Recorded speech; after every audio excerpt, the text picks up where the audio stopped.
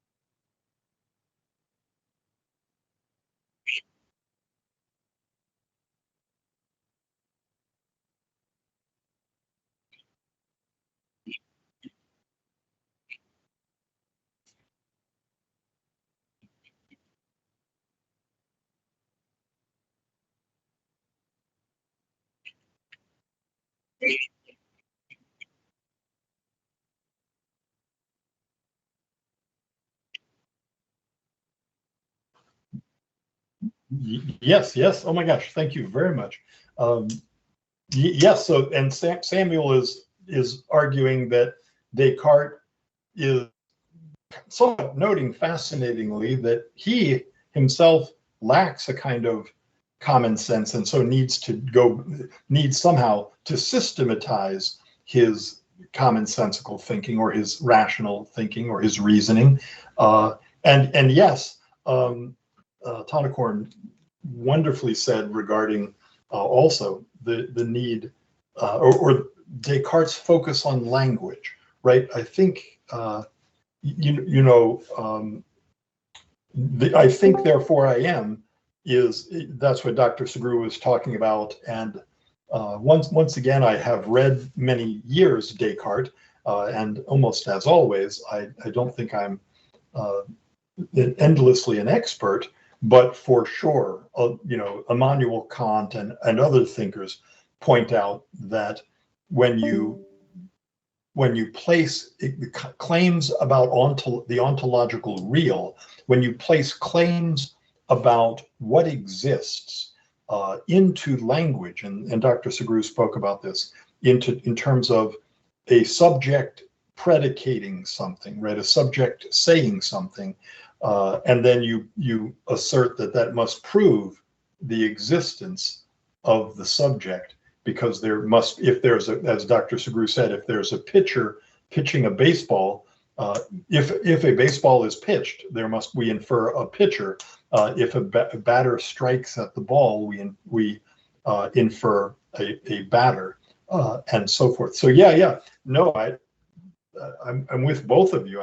These are fantastic beginning.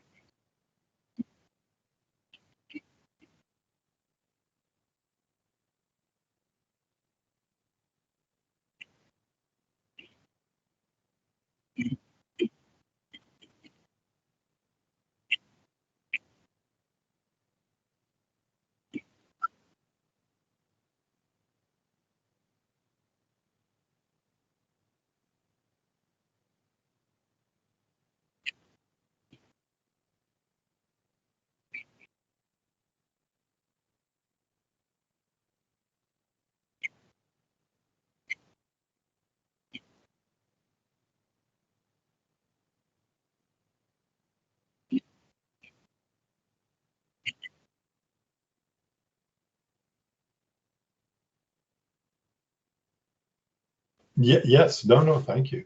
Yeah, and Tanakorn, too, your earlier comment about the different, Descartes is using language, as Dr. Sugrue spoke about, in terms of trying to differentiate an automaton from a human being, and then the interesting issues of what would count in artificial intelligence, and language and consciousness and being.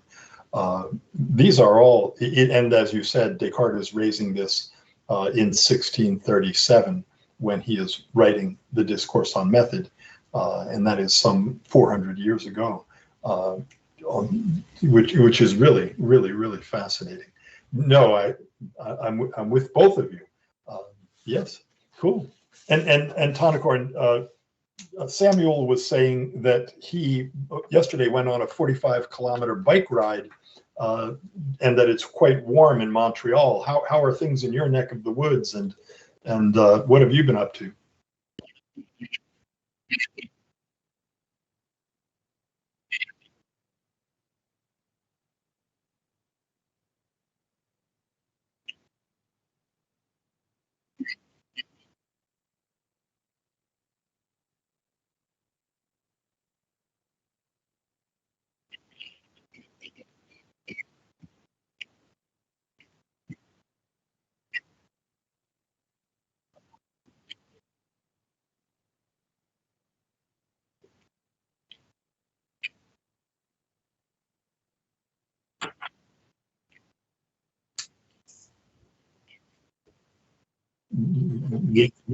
No, thank you. Yes, I am here in the United States in Ohio, and it is also quite hot today.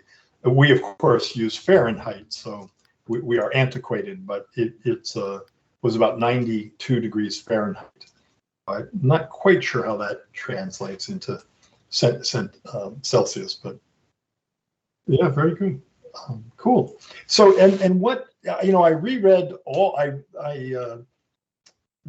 reread all of the Discourse on Method, and one of the things that really struck me that came through very, very much on my rereading just this last week was how many times Descartes uses the phrase clear and distinct, right? So and he keeps asserting that if something is clear and distinct, then it can be agreeable, acceptable, and it must have some sort of ontological existence beyond just being able to think about it. He is trying to make a distinction in part between imagining imagining something. Imagine a unicorn. He doesn't use the example of unicorn, but imagine a unicorn, a horse with a with a horn in the center of its head. And in imagining a unicorn, well, or a dream, Descartes seems to appeal that's not clear and distinct. Whereas, as we see, not only does he try to employ the claims, ontological proofs for the existence of God, I can think a thing of perfection, and it therefore must exist. But he also appeals later in the Discourse on Method to claims that my conception of God are clear and distinct. So both, I gather that to my view, he's arguing both that there's a version of the ontological proof of God that since I can imagine a being of infinite power and strength and so forth, the attributes of God, that God and a being that I know that I, Descartes, am imperfect, and therefore there must be a thing of perfection, which, by the way, I have trouble with the ontological proof. I'm not buying it. But later on, as I say, I reread all in my copy. Where is it? There we go. In my copy, which on every page I mark. I mark every sentence on every page. But in rereading it this week, it was fascinating that part of the way through, he asserts that, well, another proof for the existence of God is that I have a clear and distinct impression of God. And it is one of the things that scholars discuss, of course, what counts as having a clear, what makes the my ability to know that something is real because in the moment I am experiencing it and I am having a clear and distinct impression of it. Whereas if I have a dream or I am imagining a unicorn, that somehow those thoughts are not clear and distinct. Anyhow, what were people's views of, and then Dr. Sugrue, of course, built out his ideas on Descartes as seeking to avoid the Inquisition, seeking to avoid being persecuted for challenging the church's notions of God. But anyway, those are just some of my reflections. Hi, persons who have just joined us. Give me 1 second. I see Tim and Scott. Hi, Tim and Scott. Greetings, everyone. Hey, and if you guys won't mind, gosh, Tim, what are some of your impressions or thoughts? Later in, I can't remember what part, I think I just got to read it, but he compares like human beings to animals and like their lack of ability to communicate. And I was like, I wanted your guys' input because I wasn't sure, like, do we know that animals can't communicate, or is there some level of reasonably sophisticated communication going on? Like, I imagine the science has developed a lot since Descartes' time, so we can't blame him too much, but I don't know, it seemed to me that didn't add up. And then I came across a part that was like talking about automatons or like machines and saying like, well, machines will never be as complex as like developing their own rational thought. And then here we are, and a lot of people are concerned about AI and like entering Skynet times. So I was just wondering about your guys' thoughts on those two things. Yeah, Tim, if I may take the second point first, Tonicorn was just making a very similar point regarding automatons and artificial intelligence and language. Maybe, Tonicorn, you could offer your view to Tim.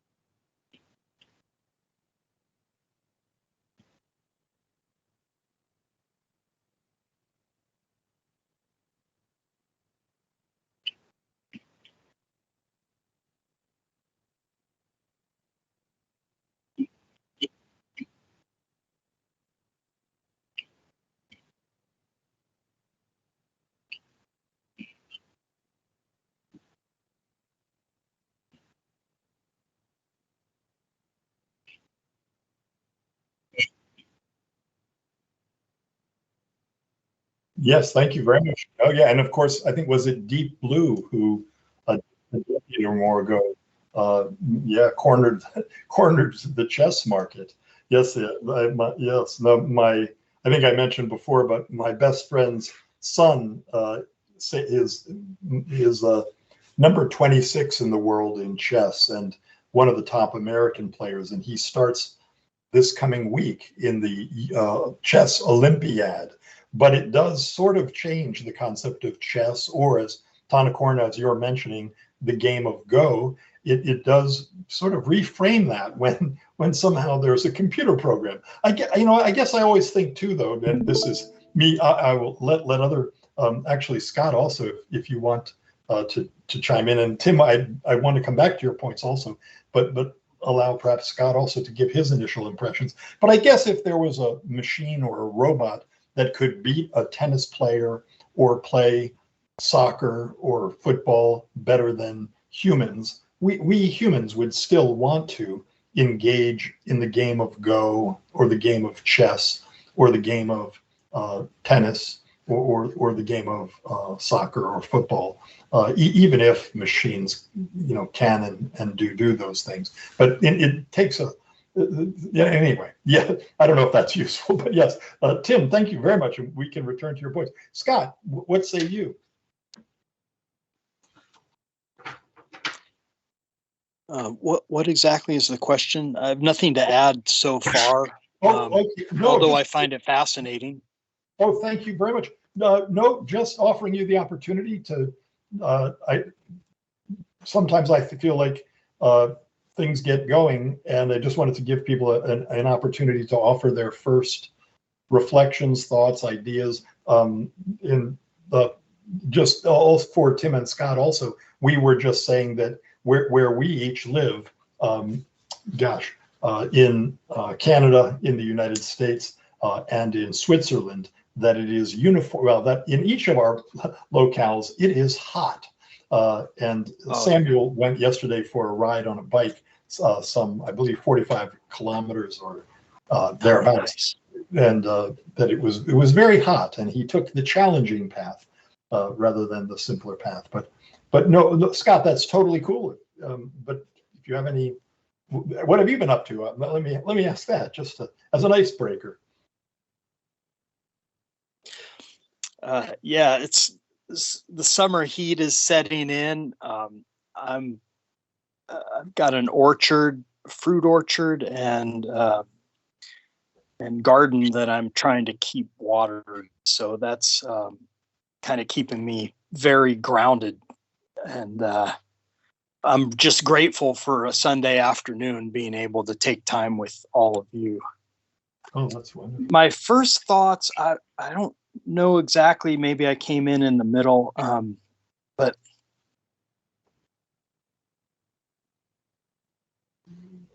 it's really hard for me to get into where Descartes' mind is when he's writing about, for example, his little bit rule freakishness method, adhering to it so strictly mathematically.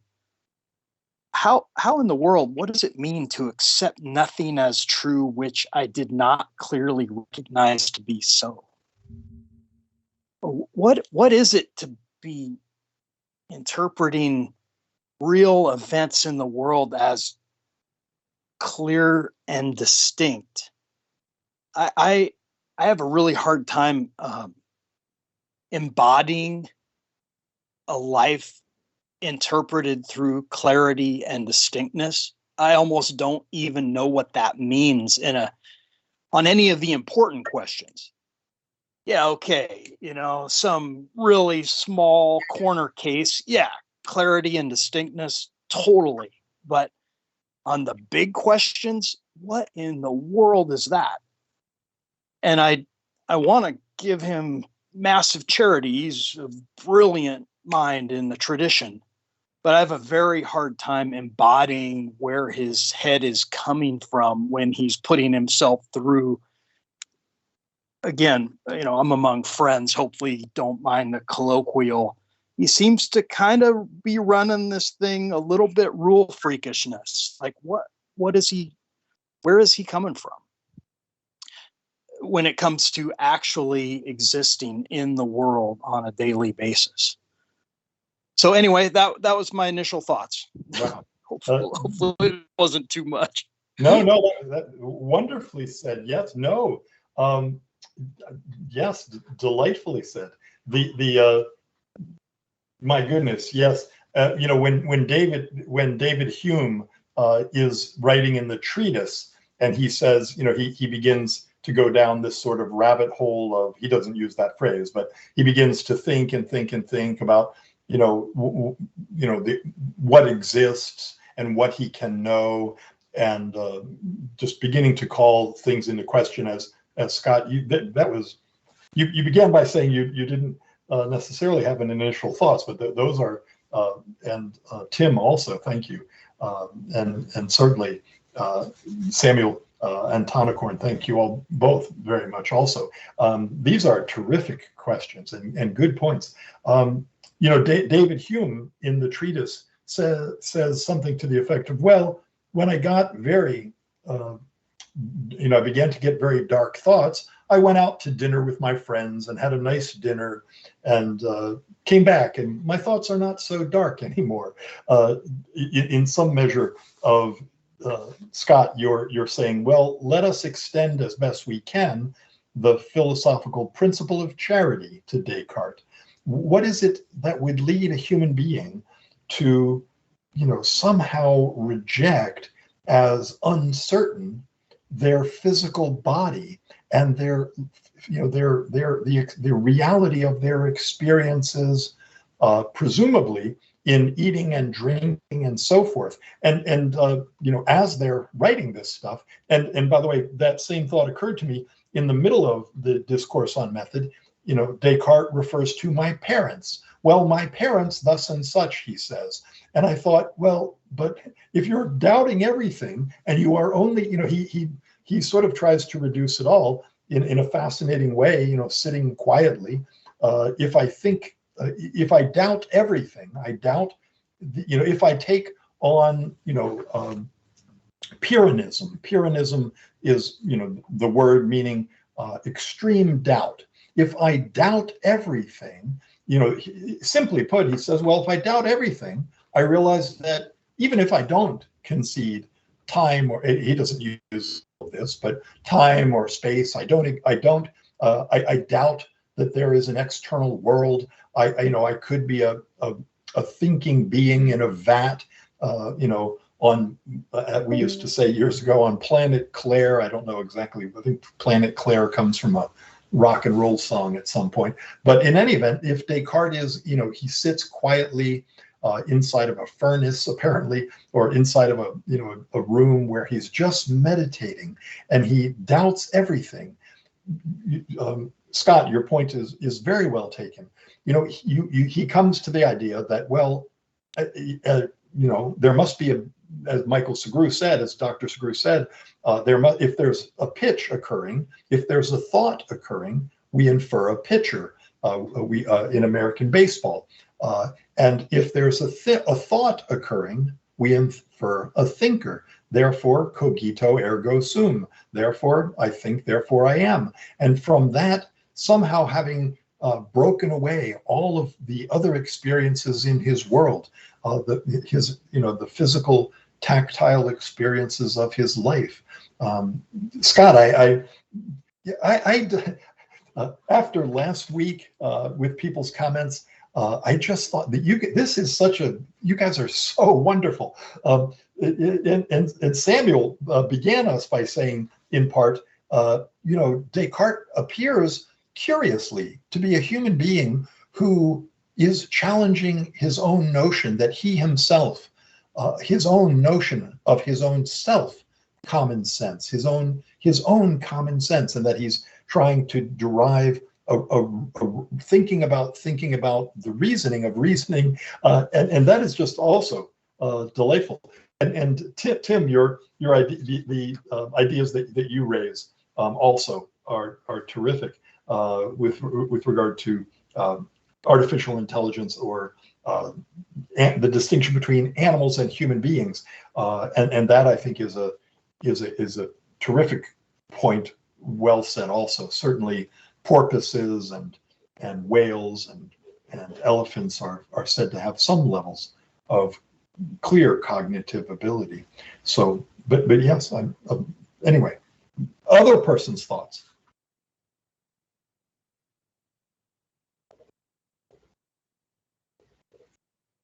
I was really impressed by Dr. Segrue's description of cogito ergo sum as being the center coordinates of a Cartesian plane. Like, obviously he's among the most talented lecturers out there, but I mean, that was just a fantastic way of explaining that part of Descartes' philosophy, and kind of outlining what he was trying to do. Connor, could you say more about that? Yes, I'm fascinated that you commented that. But I don't quite understand. What are you? Could you help me understand what you mean by that? It really helped me because I think there's a lot there. Okay. I'm not much of a mathematician, but Descartes put forward the idea of the tool, I suppose, of the Cartesian plane, which is an x and a y coordinate with a center coordinate in the middle, where it's the 0 point, I suppose. So everything has to come from there, and it's kind of a solid middle ground, I guess, between everything. Maybe not middle ground, but I guess a center point. And we might call it the ground level, or a foundation. And in some sense, it's similar to how he was trying to use cogito ergo sum as being kind of the starting point for a philosophy. Then, so kind of taking this kind of mathematical position, and also using kind of mathematical rigor in his philosophy as well. That was my interpretation of Sugrue's point, but perhaps it's something we could raise with him in the discussion section. Yeah, thank you. Cool. And what do people think of Descartes' proof of God? As I was suggesting, he seems to be using both an ontological argument, or well, anyway, on one hand, and then on the other hand, part of the way through the Discourse on Method, for those just joining, I do say I reread all 42 pages of the Discourse on Method this week, reread them, and part of the way through, he says, well, another claim I have is this claim of clear and distinctness that Scott was speaking about, as being not so clear, or not the utility of which is not so clear. But what were people's thoughts about Descartes' proof, or Descartes' thoughts on God?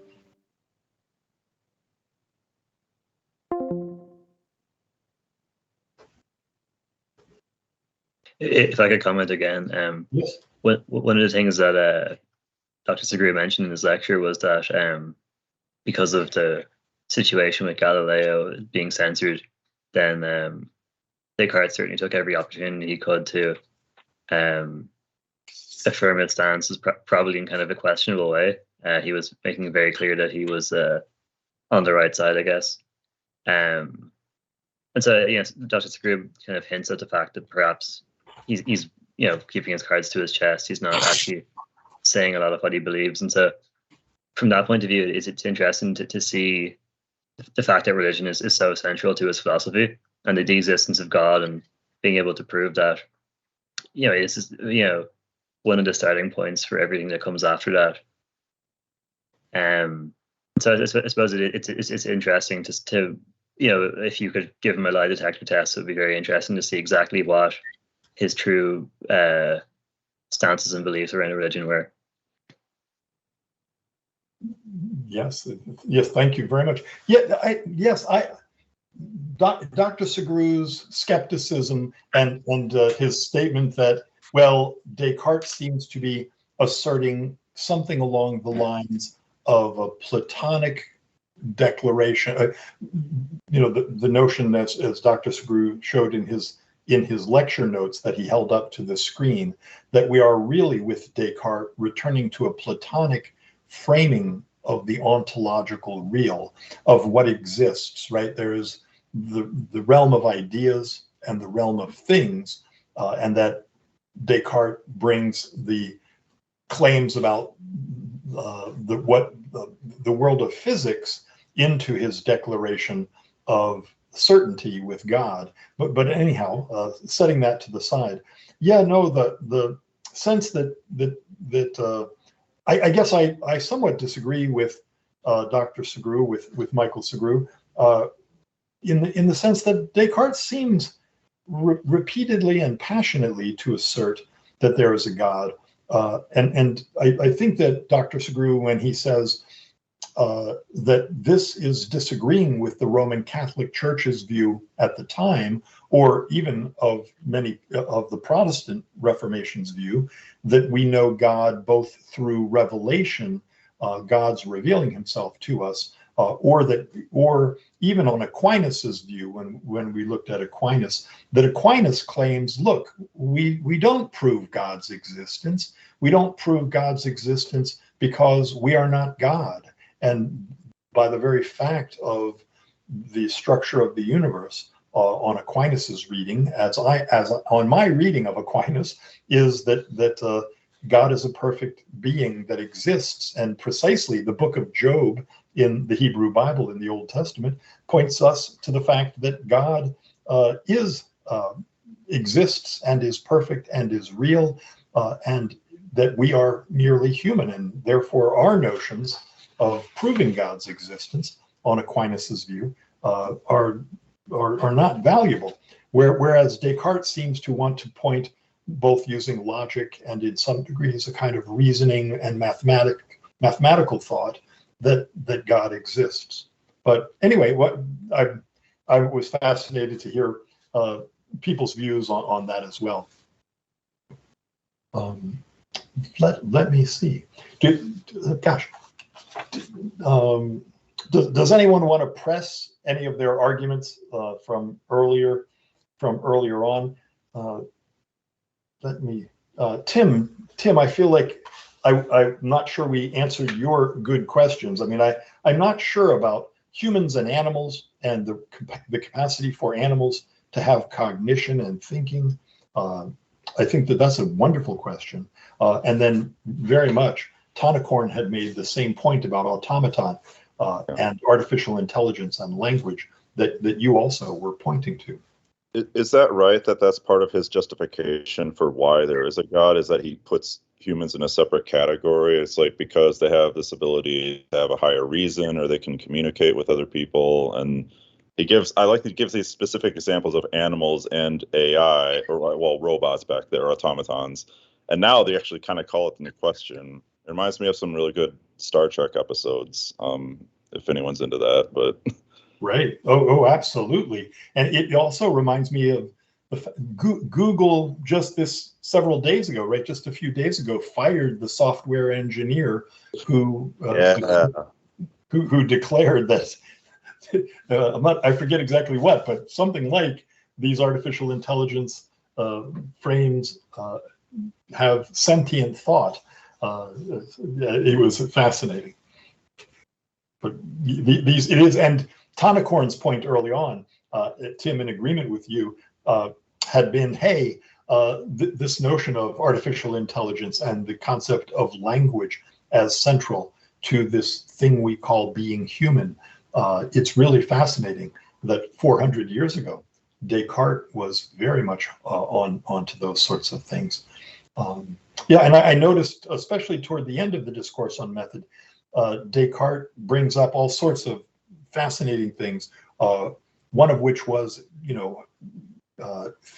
things in relationship to other things. Anyway, there's a point in William James's philosophy, in the philosophy of American pragmatism, that I thought was very fascinating, and that Descartes was making a similar point to. But in all, anyway, other thoughts people have?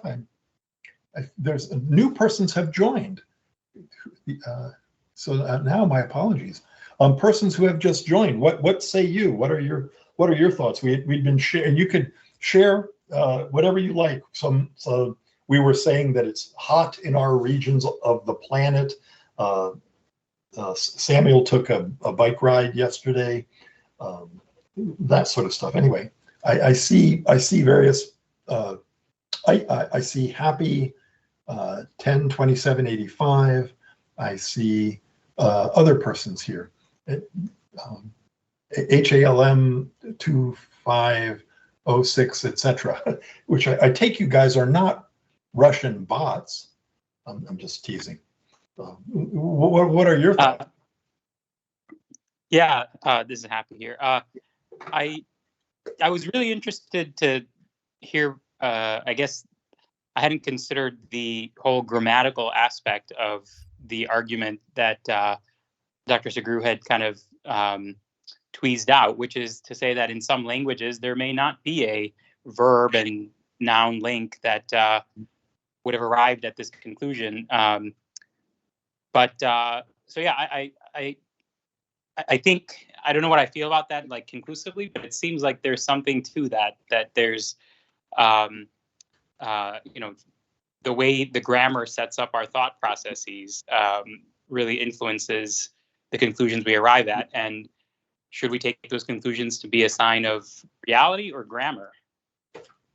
Yes. Happy, fantastic. Thank you very much.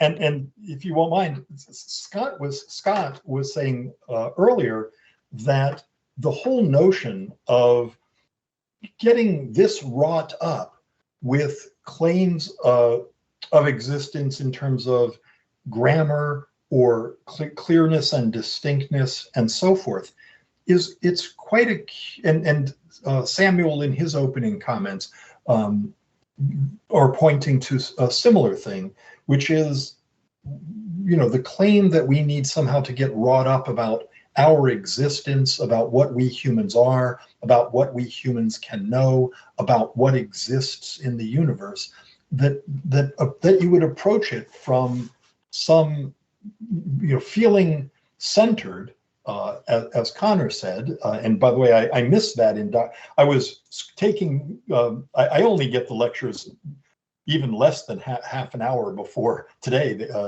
Dr. Sugrue's daughter pushed me his two lectures, apparently. I don't know if you saw that.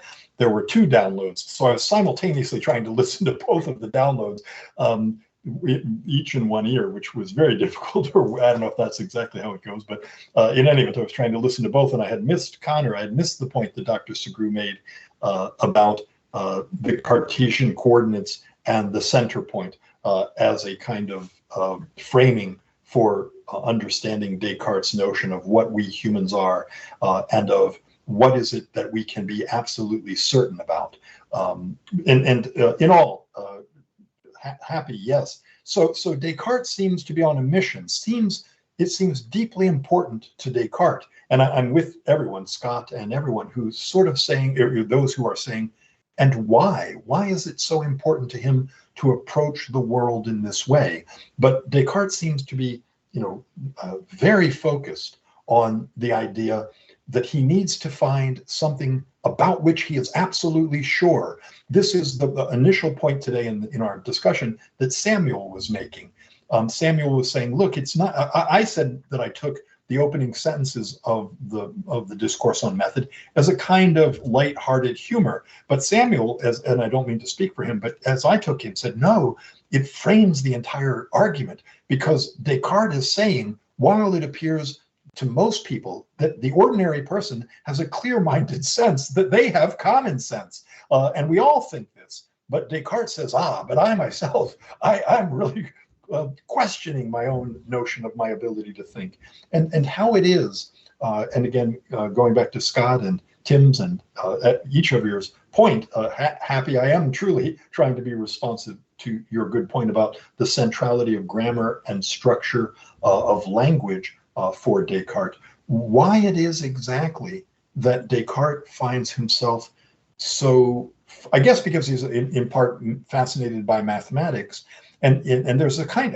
maybe, I don't know, that he somehow thinks it's so terribly important to articulate existence and certainty, whereas, I don't know, I think I'm in solidarity with Scott when I say, as I was saying, Hume somewhat does in the treatise. At one point, Hume goes off to dinner.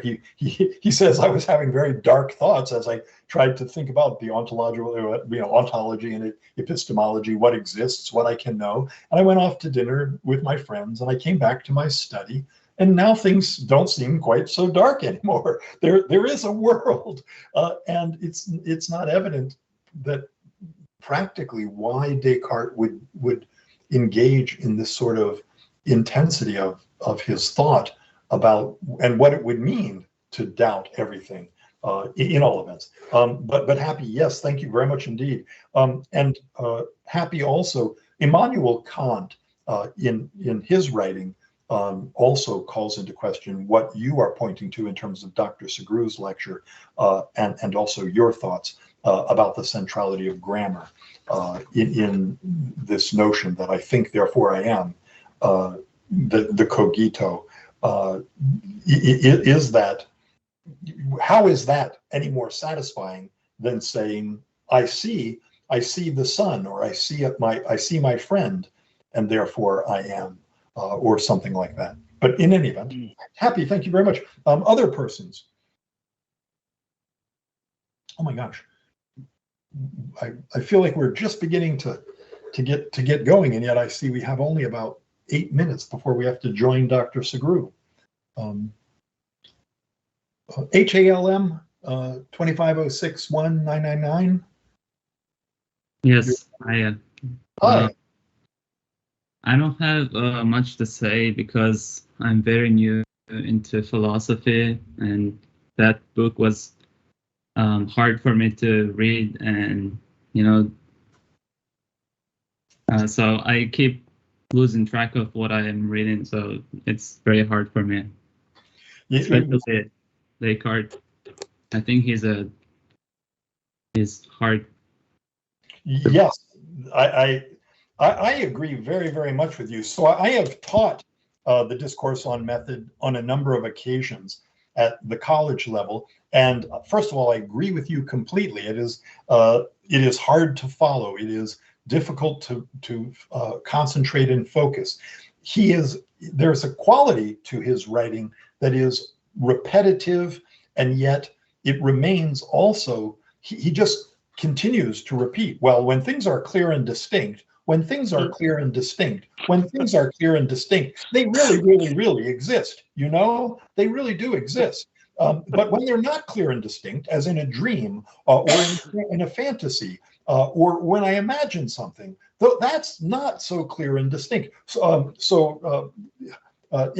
me your name, I'm sorry. My name is Hal Mohammed. You can call me Hal, H-A-L. Hal, thanks. Hal, thank you very much. Yes, thank you. No, I think that your thoughts about this are spot on. So some of the things that Descartes introduces, right, through intellectual history, and this is just to draw back Hal and for other people. So we have had in human history, in large part up to Descartes, we have had notions of the physical world and the ensoulment of the world. By ensoulment, I mean people have souls that are distinct from the physical body, right? Classically, if a nuclear bomb were to hit I'm in my office right now, if a nuclear bomb were to hit my office and all of the atoms of my body and of my office were splattered, for miles around, my soul, on the traditional notions of soul and ensoulment, my soul would still exist. I would go to heaven, or whatever souls do when a body dies, my soul would do that. That's a traditionalist notion. For Descartes is going to offer, in terms that I think are sharper than have been offered before in the history of Western philosophy, what Dr. Sugrue spoke about, especially if you saw both of his lectures. The one was about 35 minutes long, the other was about 6.5 minutes long. His daughter, Genevieve, who supplies me with the lectures, supplied me with both of them only about 25 minutes before we had to meet here in our group. And so I was desperately, as I said, listening to both of them at the same time. But Dr. Sugrue, in one or the other of those lectures, talks about, maybe both, talks about mind-body dualism. And that is, Hal, for your consideration, one of the things that Descartes, becomes very important, or a shift in philosophy that occurs, is that people don't talk so much about souls anymore with Descartes. They talk about mind and body. And then, of course, Descartes is going to argue through the cogito, through this Pyrrhonism. Pyrrhonism is a philosophical word that means extreme skepticism. So Descartes is going to say, in the tradition of Pyrrhonism, in the tradition of doubting possibly everything that could exist, if I doubt that the physical world around me exists, if I doubt everything, then what I am left with is the fact that his aha moment is, look, I know that even as I am doubting everything, I doubt whether Hal exists, I doubt whether my fingers exist, I doubt whether the room in which I am sitting exists, I doubt all these things, and yet I notice that there's a process of doubting going on, and therefore there must be a being, myself, who is doubting, right? And then from that aha moment, from that notion that he declares, and I'm still with Scott and everyone else here who has said, well, yeah, it's interesting that he would think that psychological route to approaching the world is somehow a useful one. But from his intensity of his doubting, he's going to say, look, I think, therefore I am. There is a thinking being that is undoubtedly extant, that undoubtedly exists, and that in that indubitable existence, we can then, and then he goes on to say, so if I exist, and I know that I'm imperfect, right? I get math problems right, by and large, but I am imperfect. I have, both in my reasoning and in my observations of the physical world, I often make small or different mistakes. And if that is true, he then leaps into a claim which I don't follow, an ontological claim. He says, so if I'm imperfect and I know that I can think there is a perfect being, then that perfect being, God, must exist. And in any event, very well. But Hal, I think your comments are very, very nicely done, and I'm very sympathetic with. Descartes is a bit of an acquired taste. I was reading some of the passages to my wife earlier this week as I reread the text, and she said, students won't be able to relate to this at all. It's way too weird. It's way too abstruse. So Hal, stick with it, because there's a lot that is worthwhile in philosophy, and a lot also worthwhile, I think, in Descartes. But okay, I as my usual self is, I have again six pages of notes from what everyone has said. I thank you very much indeed. I think we should switch over and to the general discussion with Dr. Sugrue, if people won't mind. Yes, thank you very much indeed. Hey, thank you. Yes, thank you. Yes. Thank you. Thank you very much. Thank you.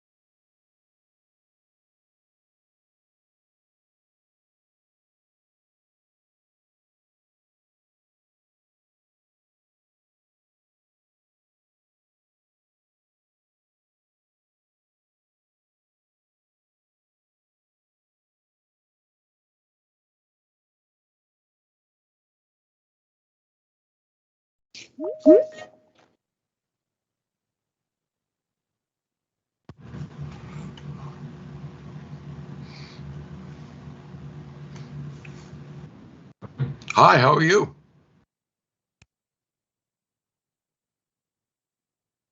Hot in Switzerland.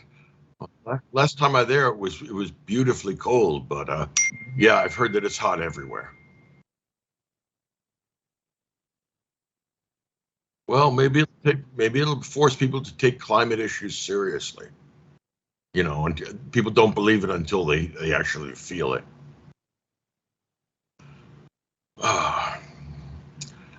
We're doing Descartes today, right?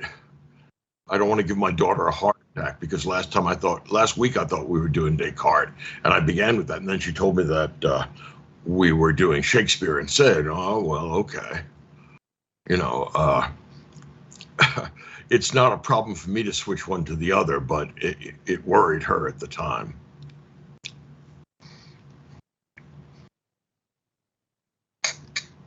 Good, people are filing in. Hello, James. Is that the Chicago Cubs shirt? It is, yeah. And a Buffalo. Fortunate to be a Cubs fan. They finally won in 2016 after 108 years of losing. All right. Well, support the underdog. That's a good idea. That's a good maxim to follow. All right. Well, we'll let people file in as they want to. Descartes, Discourse on Method. It's a small but very tight book. There's a lot going on here, including some funny stuff at the end with sheep hearts.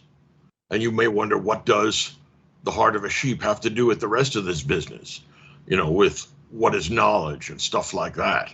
And I'll try and show what's going on there, and it'll make Hobbes, when we do it, a lot more accessible. One of the things that occurred to me just a few moments ago before we started was that in many ways, Descartes' problem is the same problem that Hamlet has. Both of these guys are trapped within their own brains and don't know how to get out. They're looking for some access, some way of knocking through, but there's no door. And so they have a very sketchy relationship with the external world. And both of them are very bright and very capable, but they're also capable of great skepticism. And I have to admit, Descartes' skepticism wins out.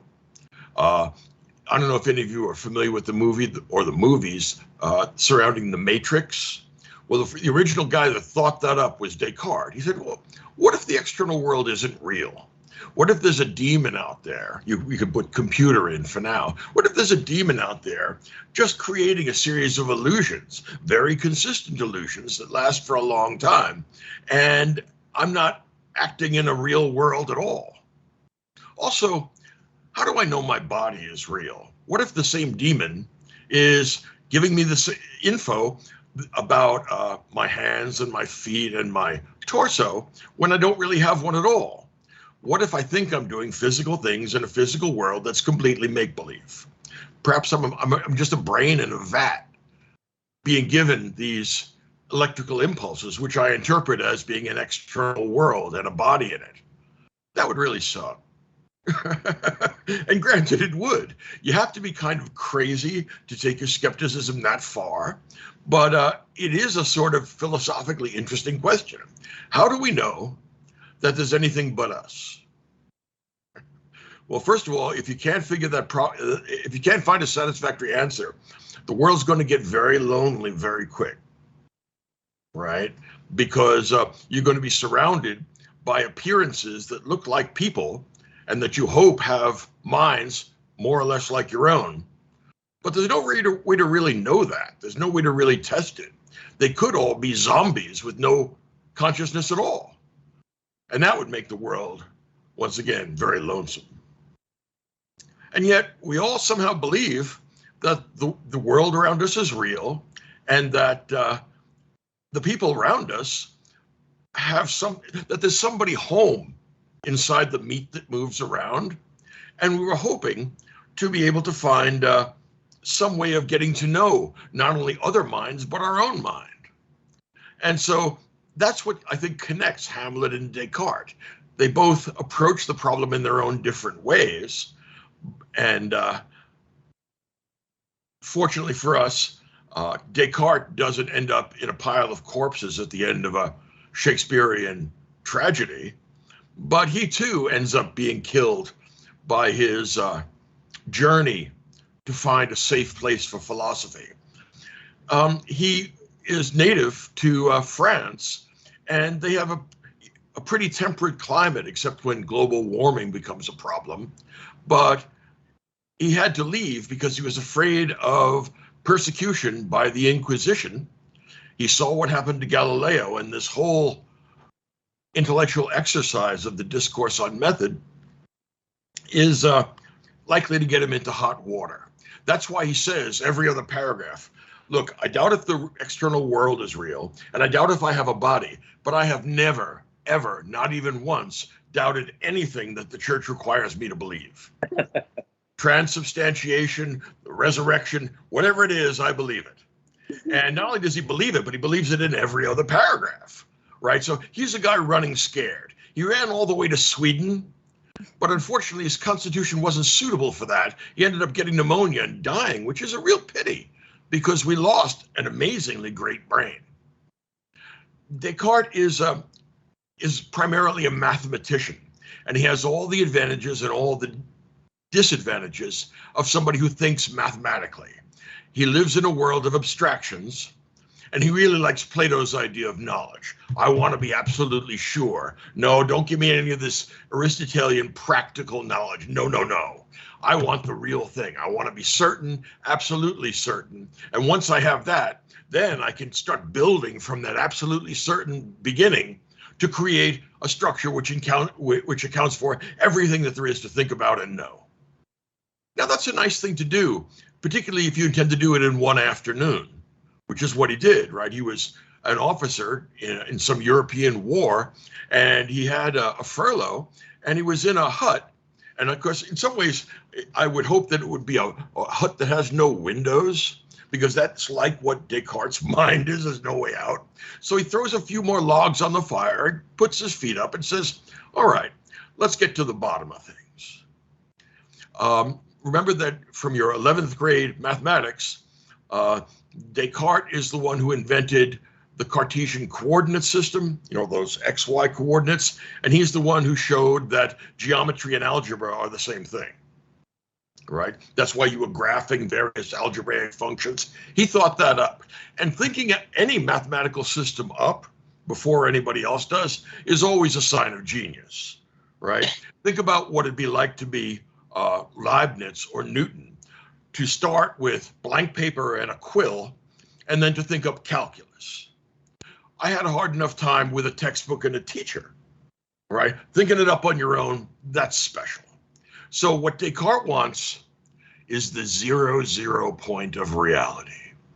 What's at the middle? What's that still point around which everything revolves? Now, he only believes there is such a thing because in some ways he's overdosed on Plato, and he's been sucked into that demand for absolute certainty. God has absolute certainty, and he's quite sure of that because such is the nature of God, being perfect in everything. And Descartes wants to borrow some of the thoughts from God's mind to rest his anxiety about a complicated world. All right, so he's a worried, anxious man. He's afraid of the Inquisition. He's afraid of not being certain of everything, and he wants to make everything stop. In other words, he has some of the elements of Parmenides, the pre-Socratic. He sees this booming, buzzing confusion in the world, and he says, what if I could reduce that to mathematics? And then what if I could reduce mathematics to that 0 point from which all mathematics and all truth and reality comes from? He doesn't turn it into the form of the good, but he's looking for the one true thing. Not bad. A bit megalomaniacal, but you can't be a first-rate philosopher unless you're a tad crazy. All right? So you have to think of him as being in the shadow of the new heliocentrism, right? Galileo got in trouble. Kepler was smart enough not to publish his book until he was on his deathbed. He's nobody's fool. The difficulty that the church had and that the Protestant sects had with this new science was that new things were suspect. In an age of religious and political turmoil, nobody could feel quite comfortable with new ideas that reversed the accepted wisdom that had existed for centuries. So the church didn't know quite what to do with Galileo. Remember that there were 10 judges at his trial by the Inquisition, and actually seven of them voted to convict, but 3 of them voted to acquit, which is rather strange. All right, and both Luther and Calvin and Zwingli, all of them condemned heliocentrism. It wasn't until a couple of generations later that religion began to grope its way towards making its peace with the new science. Now, there are two things that are characteristic of the scientific revolution. The first is, here I'm talking about the scientific revolution of the Enlightenment, modern physics. The first is the experimental method, which we get from Francis Bacon. And the second is mathematical formalization. In other words, we turn practical everyday knowledge that's roughly like cookery, a pinch of this and a dash of that, into an exact science. And mathematics replaces Latin as the language of educated men in Europe. All right. Now, he has the assumptions of a mathematician, and you have to understand that the main assumption, the one that doesn't get defended but is very important, is the idea of non-vacuous contrast. You can find that in book 4 of the Republic if you go looking for it. But here's the idea. If there's such a thing as truth, there has to be such a thing as falsehood. Absolute truth with no reference to anything false doesn't make any sense. It's like black and white or up and down and north and south, left and right. If you don't have one of them, you don't have the other. If you have one of them, you have to have the other. This is going to be crucially important to Descartes. So these correlative concepts, he never explains to us why that has to be. He just takes that as an assumption. And I think that most mathematicians would be pretty happy with it. It's only skeptical philosophers that might call it into question. Next thing he does, he goes searching for the foundations of knowledge. Now here's the deal. This is a literalized metaphor. It's very important to distinguish between metaphor and literal speech. Buildings have foundations, not knowledge, right? When you go searching for the foundations of knowledge, what you're looking for is a metaphorical thing. Don't be surprised if it doesn't literally show up. The same problem that Marx has with base and superstructure. That's an architectural metaphor. There is no base to social life. There is no superstructure, all right, which he claims is ideology and economics. So the reason why you want to be careful about literalized metaphors is this. Metaphors are structurally nonsense, right? Because you're always saying that X equals Y, where X and Y are not the same thing. You don't say it's like Y, you don't say it's as Y, you say X is Y. So my eye is a window. My love is a red, red rose. Well, that's great, but literally, you'll be very unhappy if your love is a red, red rose. And if you think your eye is a window, you may be tempted to ask, is the windowsill an eyelash? Which will lead you to increasingly elaborate kinds of nonsense. So the key thing is, make sure when you're thinking that you're speaking and thinking literally. Distinguish between metaphor and literal speech. That's the source of many persons' self-confusion. Now, he's not confused about this because he knows when to deploy metaphor. And that actually is a sign of genius. Remember the metaphor he gives of walking around in a forest, not knowing where he is? He says, look, if I just walk in a straight line in one direction, at least I'll get somewhere. I like that because it's rare that you find a mathematician who has facility with metaphor. So that indicates a really capacious mind. All right. So he starts off with the rules of method. Okay, fair enough. He wants clear and distinct ideas. God bless him. And I wish him well in the search for clear and distinct ideas. I've been hanging around libraries and books and classrooms for a very long time, and I've noticed a very scarce number of clear and distinct ideas. Second, he wants to take the Aristotelian idea of analysis, break things into their smallest parts, then put them and reduce them to the simplest entity, then put them back together, and you have analyzed the thing under discussion. And then finally, you want a complete enumeration. You want to make sure that your thinking gets everything.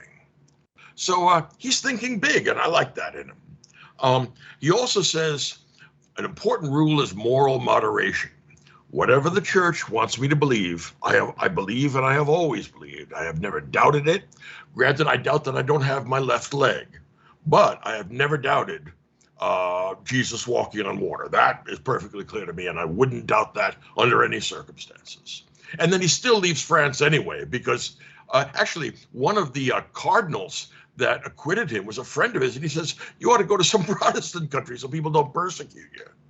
I kind of like that. I mean, that's kind of thinking big too. So he's morally moderate, and he wants to go from doubt to absolute certainty. Here it is. The ghost of Plato is resurrected. We want absolute certainty.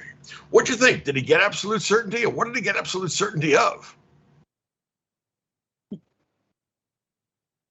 Yeah, Jeremiah.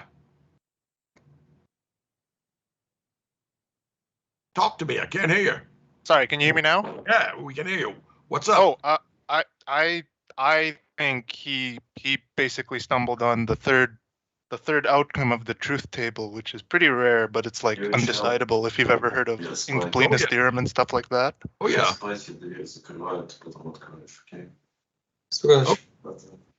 Hello? Okay. He found an undecidable question.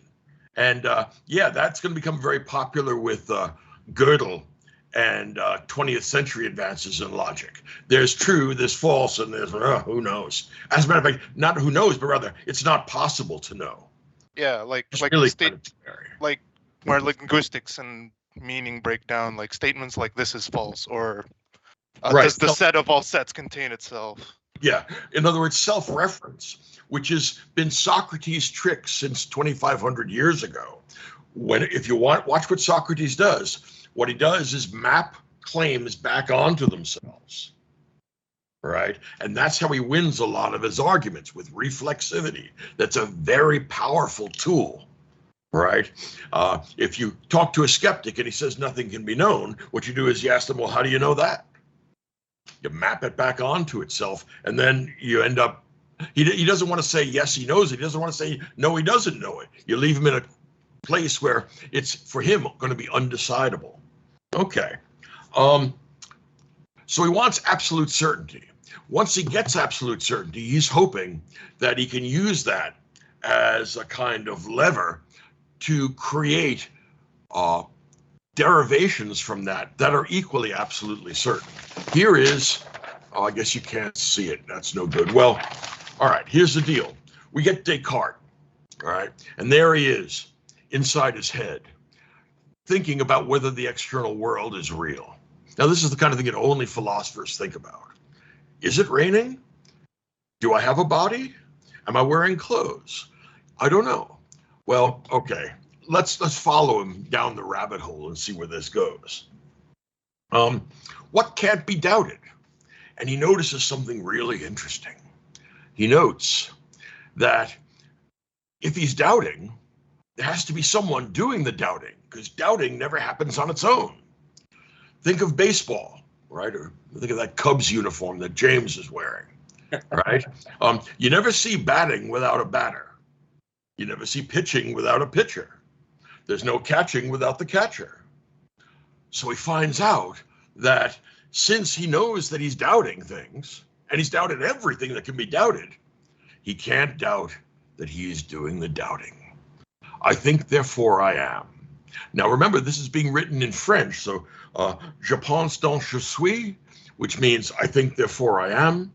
And this is meant for a generally educated audience, not just for scholars. That's part of the big break that the Enlightenment makes. But it works for Latin too, cogito ergo sum. And what we find out in every case is that I think, therefore I am. So what you found out is that you have the property of being. Now, I won't fast forward here up to Kant, where he says that being is not a predicate. But because Descartes thinks it is a predicate. I am. What a great breakthrough. All right, so I can't doubt that I am. Now, if I am, what do I know that I am? Well, I know that I'm imperfect because I used to not know things, and now I've created absolute knowledge. Not only am I sure that I'm imperfect, I'm sure that I'm limited, finite, and I'm also sure that I am, what's the other one? Imperfect. Oh, here it is, yeah. I also am sure that I am fallible. So he looks around and says, you know, since I'm going to assume the idea of correlative concepts, if I know that I'm limited, fallible, and imperfect, that means there has to be something that's unlimited, infallible, and perfect. And that's you-know-who, God. So here's a very strange intellectual move. For most of Western history, people have generally derived the world around us and themselves from God. Descartes is deriving God and then the world around him from himself. And you see very little traffic in that direction. Prior to Descartes, it had been largely a one-way street. So there's a crazy sort of egoism in here. The fact that I know myself allows me to be certain that God exists. Okay. Now, he's been having some other worries. Apparently, this kind of mathematician worries a lot. He's thinking about, say, addition problems. And he says, you know what? There are an infinite number of integers. And that entails the fact that there are an infinite number of constructible addition problems. Think of it for a second. Yeah, that's got to be true. But human life is finite, which means that we can't actually do every constructible addition problem because there's an infinite number of them and there's a limited number of mathematicians who have a limited lifespan. So that means that there may be some, or maybe more than some, maybe a whole bunch of addition problems that don't work. You see, now we're stuck. How are we going to be sure that some addition problem that we haven't yet worked out, or nobody's worked out, what if it doesn't give you the right answer? What if it gives you a headache? Or what if it gives you a third arm? I mean, Descartes worries about stuff like that. But he says, aha, God created mathematics.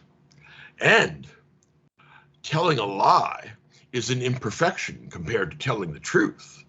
And since God is perfect, God would not tell lies. And that means we can rest assured that God, who made mathematics, told us no mathematical lies. And you know what we have now? We can be certain that every constructible addition problem works properly. What a relief. Okay, so now he's got all of math and he's making progress here from himself to God to math. And these are hard logical connections.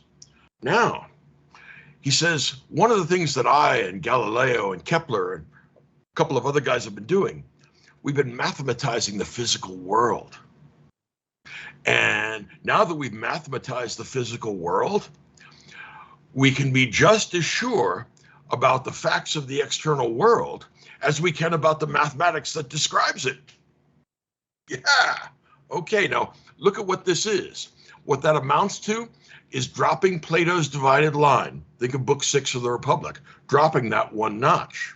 Plato says you can't know about the world of space and time and matter and tables and chairs because they change, they undergo modification, and you can't know that because you can only know things that are.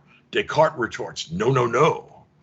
We have found a way to impose mathematics on the world of space and time and matter and sensation. And that means it's just as certain as math. So it's taken about 2,200 years to advance Plato's divided line one notch, right? So now we divide the line between, not between math and physics, but between physics and imitations. But Descartes isn't done yet.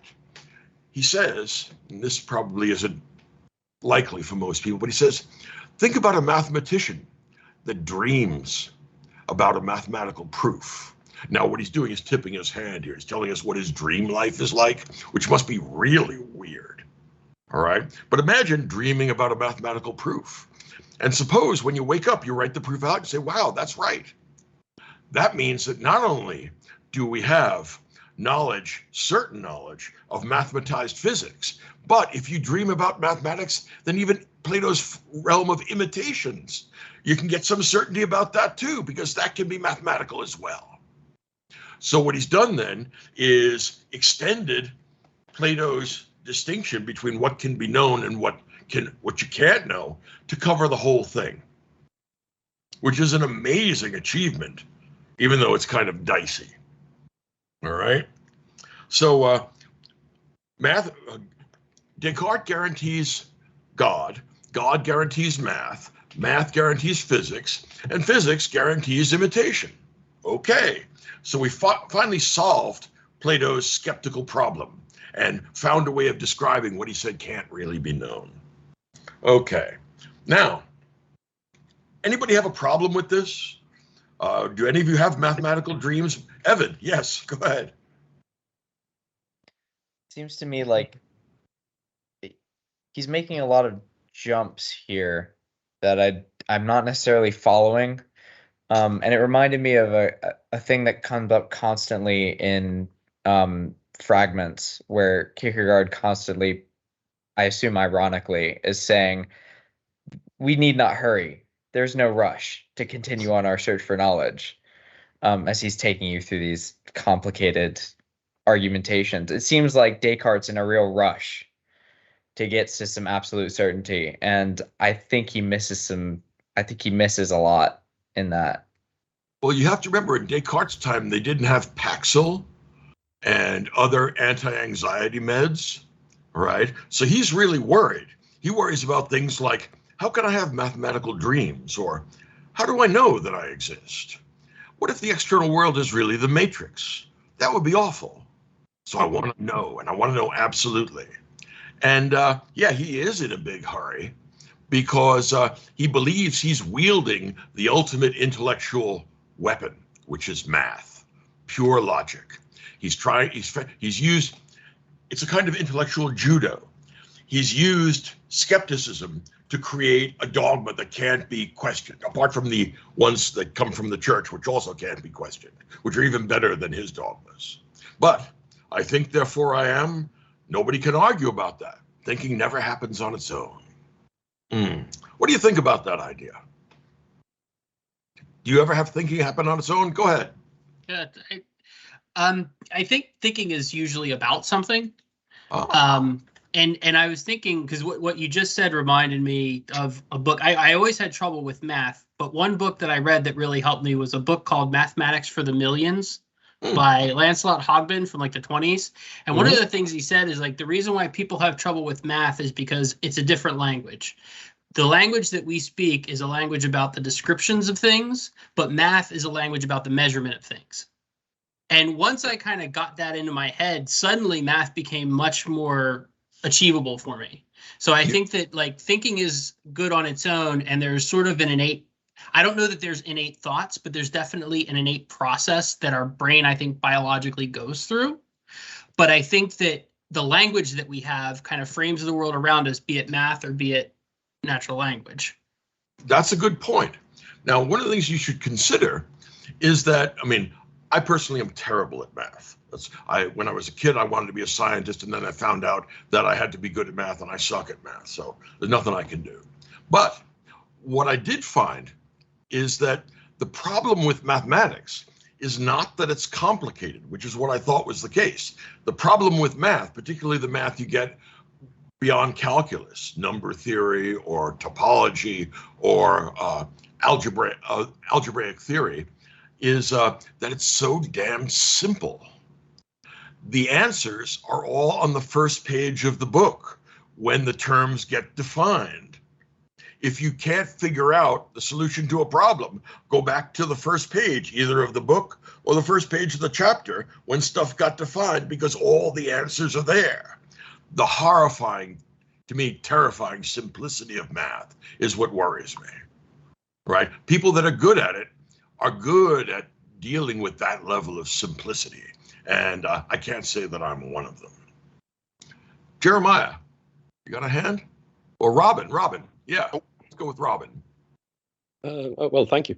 Well, I've been thinking about this phrase that I heard, a turn on the phrase cogito ergo sum. I think, therefore I am, which is cogito ergo somnium. I think, therefore I dream.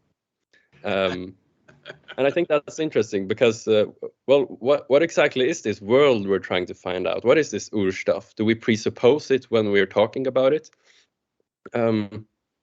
But my question was more about like how we think about the I itself, because well, the phrase "I think, therefore I am," I think, therefore there is a thinker, that's sort of like the phrase "the lightning flashes."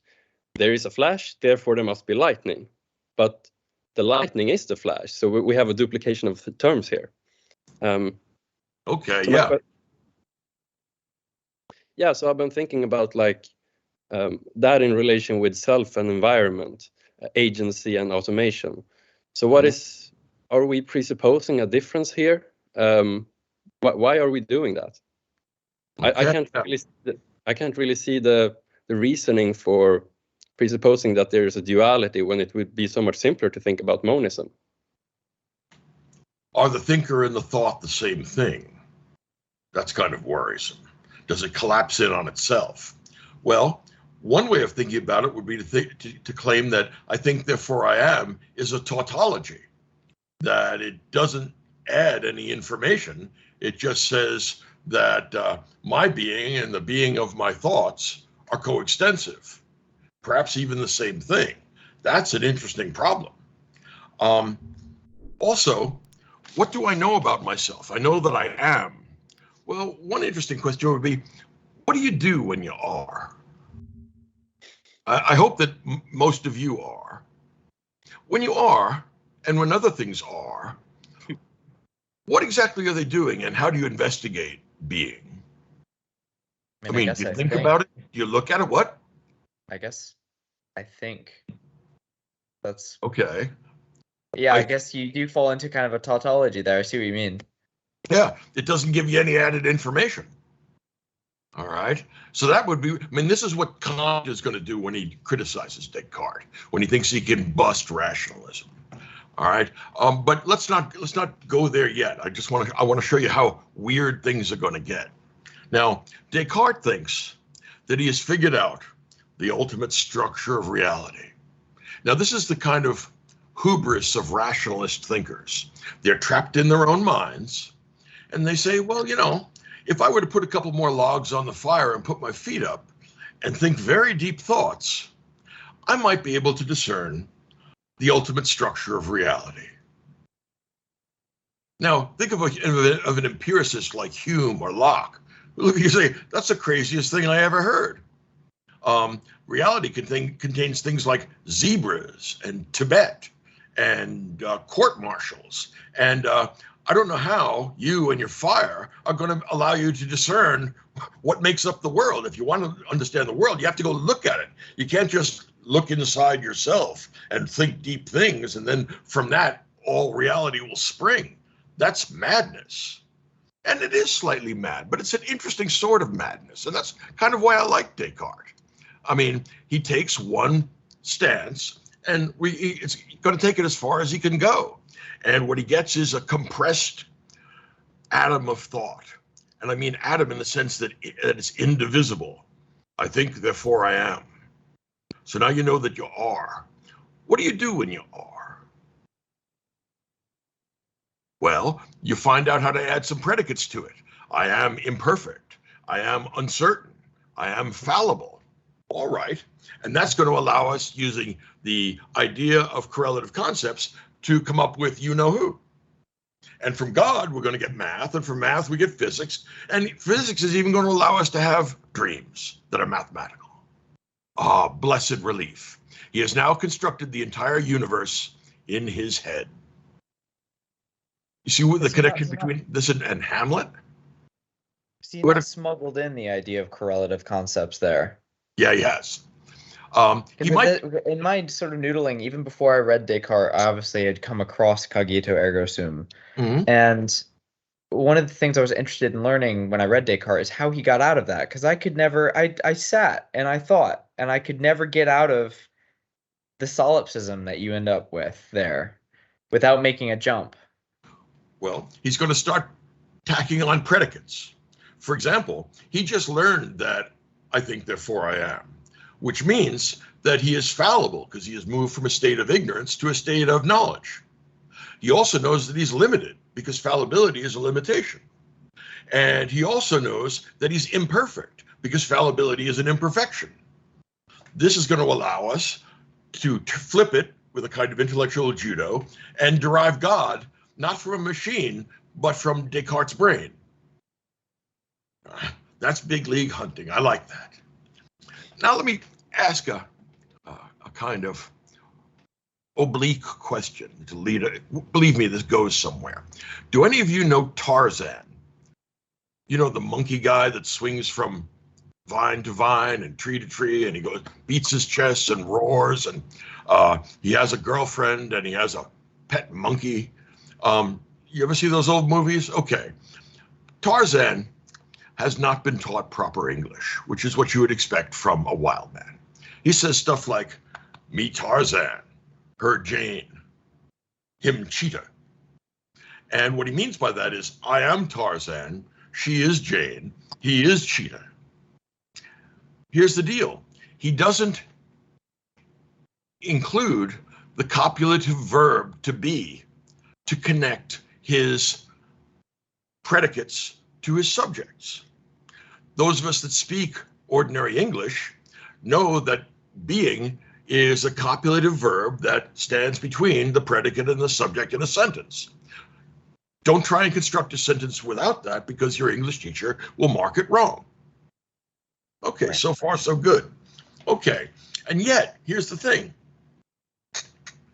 When Tarzan says, me Tarzan, her Jane, him Cheetah, we understand the content of what he's saying.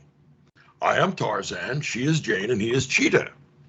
What that means is, when we omit the copulative verb to be, we don't lose any cognitive content. So the question is, I mean, people have asked me, what is being? And what they want, I mean, remember that whole sections of whole libraries have been written investigating being. Heidegger has spent much of his career thinking, let's think about being. Let's find out the beingness of being, the ontic ontology of being. Let's get real. Yeah, let's get real serious about being. What if there's no content to being? And that's why we have so many books in the library, because it doesn't refer to anything. So when my students used to ask me, what is being? I used to say, it's a copulative verb. And they would say, well, what does it refer to? And then I would say, what does hello refer to? What does it represent? What does goodbye represent? What if it doesn't represent anything? It's just an artifact of our language. Think about it this way. Let's do a little algebra. For x minus y equals x. Okay. Okay. What is the only value of y that solves for that equation? 0. 0, that's right. So when you take 0 away from something, it remains unchanged. What I'm going to argue then is that I am Tarzan and me Tarzan are the same thing. There's no loss of cognitive content, which means that being is a placeholder. It's 0 in terms of its informational content. We put it there because that's what the grammar of English requires. And it's also what the grammar of French requires. And by the way, it's also what the grammar of Latin requires. Do you know why? Well, Descartes thinks that the grammar of these languages, French or Latin or English, requires that because the structure of reality requires that. But I don't think so. I don't think Descartes has discovered the structure of ultimate reality. I think he's discovered the ultimate structure of French. In other words, what he's discovered is the grammar of French, and you can't have somebody thinking without, you can't have thinking without a thinker. He says, aha, I have mistaken a grammatical fact for the ultimate nature of metaphysics. Well, Professor, if I could jump the line a little, this was, go ahead. I can't believe I'm about to do this. I want to push back on that. Oh my God. Good. Okay. It's your job. So, okay. Well, Okay, so I agree that grammar has certain structure there, but I've heard an argument that language circumscribes thought, and we can expand our language to expand our sphere of thought. So we have copulative to be now. Now I know this is not popular in culturally relativistic times, but what if I contended that the Indo-European languages are superior to a Tarzan language, and therefore they are expressive of a wider array of thoughts, including cogito ergo sum? Okay, that's a great idea. Why are they superior? Because they disclose being? Well, how about this? There are other languages which have reputable and important cultural traditions behind them. Let me give you an example, Chinese, where they don't use being as a copulative verb. And when you get native speakers of Chinese to leave their home university and come to either Europe or the States, and if they study philosophy and they begin with the study of ontology, for the first 6 months, they're completely baffled as to what's going on because they can't figure out what you're talking about. And then at the next 6 months, they just throw up their hands and say, look, this doesn't amount to anything. It's a cipher. It's zero. It's just a grammatical rule. How do you know that grammatical rules always correspond to the universe? Well, yeah, I'm not prepared to answer that other than you can, I mean, I was a scientist for a number of years. You can try them out. You can see if they lead to better thoughts, better conclusions, if they serve you well in your daily living. Of course, I've never tried to live a language that doesn't have a copulative verb to be, so I can't really do have a control group. Do you think Chinese physics is inferior? It's identical. It can't be inferior. I imagine everybody has the same physics. Right. You see what I'm saying? Yeah. But they have the equal sign. Can I push back in a Yeah, they got the equal sign. Yes, go ahead. That is mathematical language which you're using, and that has the identity of is, doesn't it? Pardon me? If you have the equal sign, isn't that the same as the identity? Yeah, you can. That can be is within a mathematical structure, but then what we're saying is that this is itself. All of the equations that you have ever done from first grade when you started arithmetic to as far as you took in mathematics, all of the equations told you the same thing. Get ready. Everything is itself. Yeah, so that's what you found out. See how horribly simple math really is? All those equations of every kind, all those calculus problems you had, it says this is itself. This is itself. Now, suppose you were just to leave out the equal sign and just put an arrow and not attach it to being or equality or anything. Just say this, that, this, that. Me, Tarzan, her, Jane. What do you lose?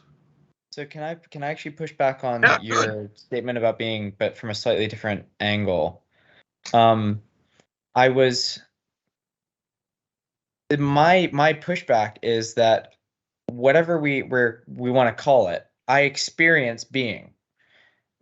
The issue is putting language to that is something that may be an impossible task, but yet I experience it, and I would challenge that just because Tarzan doesn't have the language for I am, Tarzan, I'm going to assume, does that mean Tarzan does not experience being, whatever we want to ascribe that language to it?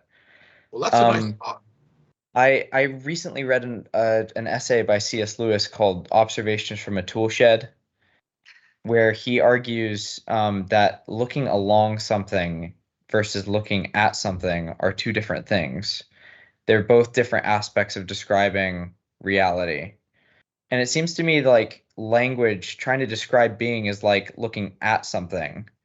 And it doesn't seem to offer a very fixed, it seems to offer a very muddy sort of view of the thing because there's not really any satisfying language to put to it. But I would argue that that does not mean that it doesn't exist, because when you're looking through it, as in from your own perspective of being, it seems to me like it very much does exist, and we just have a very hard time of putting words to it. Okay. Well, could you just clarify things for me? Because it is a tad muddy. When you experience being, what are you doing? I'm not sure that I have experienced being. Am I experiencing the world in the wrong way? How would you know? Well, would free will come under a necessary sort of byproduct of being? I don't know. Do people who speak non-Indo-European languages, remember that Greek, Latin, English, French, even Sanskrit are all derived from the same historical source, PIE, Proto-Indo-European. That's why they have such a great overlap in grammar, and that's why one is easy to study if you know any of the others, and also why there's such an amazing overlap of vocabulary. But suppose you have a language which just doesn't use that copulative verb. Will you then not experience being? And if you're not experiencing being, what are you doing under those circumstances? I wasn't able to figure out what we do when we experience being, much less when we don't experience being. Are we then experiencing not being? And what might that be? Or you're not choosing things either way. Well, okay, but you see, being is a very funny thing. It's not like tables and chairs. So I know how I find out about tables and chairs. I experience this chair by sitting in it. I experience this table by touching it. I'm not quite sure what I'm supposed to do if I want to try and experience being. I can't separate being and experience. Okay. And what do you think that the rest of the world that speaks, that are made up of native speakers that don't use the copulative verb to be, are they failing to experience the world? Are they missing something? No, I think that for whatever reason, our group of human beings who've inherited this language found it easier to coordinate our activities by having a verb to be. Was there a problem coordinating activities for everybody else? And if so, what was that problem?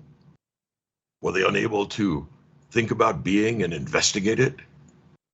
How do you go about investigating it? Do you use a microscope or a telescope or a Geiger counter? Or what allows you to investigate being? Perhaps you just put your feet up and put a couple of logs on the fire. You're trapped in your own mind again. So here's the thing. I'm not sure that being is, except as a tautology, which doesn't give us any information about the world, if you know what tautologies are. Okay, so apart from the fact that being is, what else is, I mean, that's Parmenides. And look, if you really want to go down the rabbit hole, go back and read the pre-Socratics, and you find out that being is. Well, that's great news. What does that mean? It means that everything around you is an illusion. Ask Parmenides about that. I hate it when that happens. Because there's only one unified thing, and that's being. So all the heterogeneous things in the world, none of those are real. That's what Parmenides was trying to teach. And that's madness. Right? So here's the thing. I'm not sure that being is. I'm not sure that being exists. It seems to me like Tarzan does just fine communicating exactly the same informational content that people who use proper English grammar do. And for all, that algebra problem, x minus y equals x, means that y equals 0. You're subtracting nothing when you take out the being. I hate it when that happens. So that's part of why I have no patience with people like Heidegger's philosophy. Let's think about being. Let's not get distanced from being or alienated from being. And all I can ask is, what the hell are you talking about? Sein, okay. Well, German comes from the same source. I know you're talking about sein, so what? How do you investigate being? He writes very, very difficult books, difficult to interpret, in which he describes the investigation of being. Do any of you know what it would be like to investigate being? Do any of you have the beginnings of an idea of how you would go about doing that? Or perhaps it's not possible not to do that. We spend all our time investigating being because that's all it is. Here's the thing, and I want you to take this horrible line from Wittgenstein, who I love very much. He said, metaphysics is the shadow cast upon our understanding by grammar.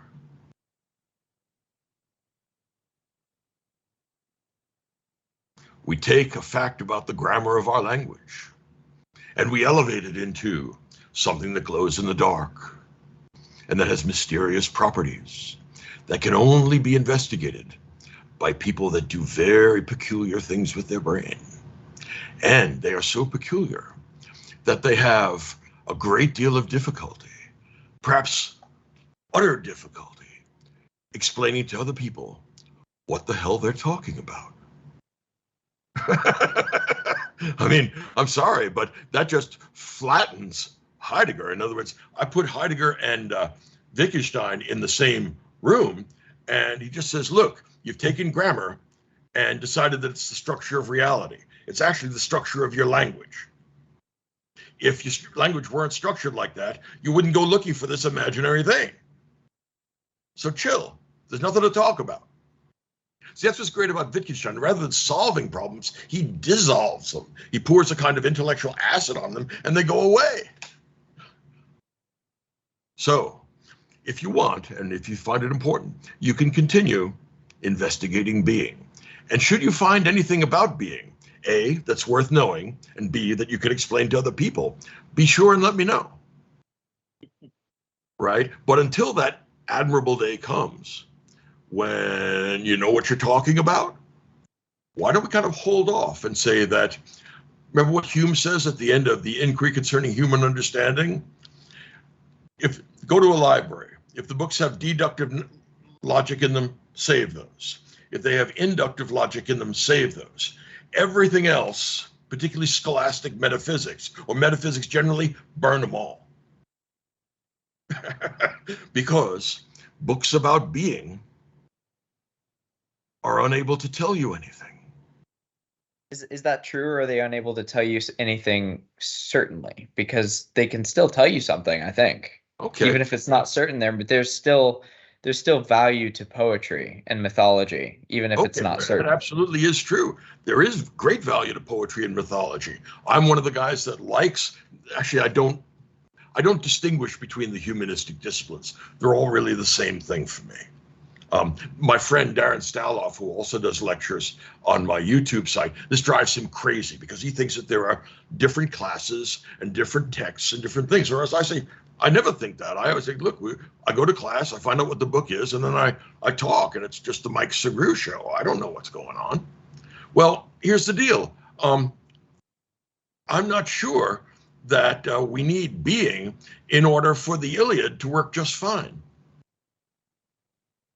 If we eliminated to be or not to be, and it just said to be, or even to, we would find out the vacuity of that, because what he's really talking about is suicide.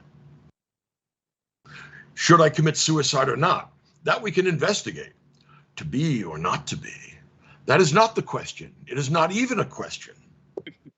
It is a tautology masquerading as something really deep. Back to Hamlet again. Right? So here he is contemplating beings, contemplating his own being, contemplating the beings of the beings around him. It's all full of being. What are we talking about? I mean, very quickly, this ends up being blah, I don't know what I mean. And of course, if you don't know what you mean when you're talking about being, how do you expect anybody else to be able to figure out what you're talking about? Suppose you had to define being. You would tell me that it's existence, perhaps, or something like that. And then I ask you what existence is. Here comes the tautology. It's going to end up being being. To be or not to be. That is the question. Well, what? Go ahead. Don't all definitions point to other definitions? Well, not necessarily. Let's see. iPhone points to iPhone. Right? It maybe, if you want, that can point to the being of the iPhone too. But I don't think that there is any being of the iPhone apart from the iPhone. I think that you attach being to it because your grammar requires that every subject has a predicate. And in order to connect them together, the rules of your language require that you have being in between them. So when my students used to ask me, what is being? I used to say, it's a copulative verb. And they would say, what does it represent? And I would say stuff like, what does ouch represent? What does hello represent? What if not everything represents something? What if they're just facts about either the grammar or the syntax of our language? What if you could view it as the greatest, like the most expansive category of all things, sort of like God? Not sort of like, exactly like God. In other words, look, this is the universal thing that permeates everything. You're going to end up recreating Spinoza's God. It's being, it's nature. Okay, well, that's great, but it doesn't advance because now we get another tautology. It used to be that being was existence, but now we know that being is God. And if you ask Spinoza what God is, it's everything that exists. Oh, yeah. And we're back with Parmenides, the one being, unchangeable, perfect, sitting there doing what it does, not having any parts, not having any motion, not having any transformation. Why? Because, as he says in his book, we must think and say that being is. From the other way, I debar you. So, at the end of all his thinking, we have found out that being is, which is the tightest atom of tautology constructible. Being is requires that all the other things that you think are, aren't. I hate it when that happens because there's only one thing, being.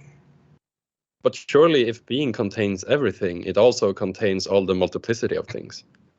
Well, you see, the multiplicity of things undergo transformations, and being can't undergo transformations because then it's not being anymore, then it's becoming. But if being contains everything, it contains both being stagnant and being transforming. Okay, in which case it has no connection to anything. In other words, it's a vacuum. It's completely unnecessary because it applies equally well to everything and everything else. Aha, but it doesn't have to apply everywhere at once. It can apply at some places some of the time and some places some of the time. So no, it applies to time generally. So all things that are temporal are going to fall under its weight.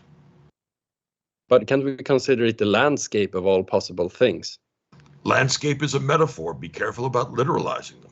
No, it's not a metaphor. It's the actual landscape of reality. The things I see out my window. Being is not a landscape. Is not all language a metaphor? No. Well, it's all using symbols. Yeah, but that's not represent something else. But hold it. 2 + 2 is 4 is not a metaphor. My eye is a window is a metaphor because it's literal nonsense. If eye means what it means and window means what it means, and when I say window is an eye, that is literal nonsense.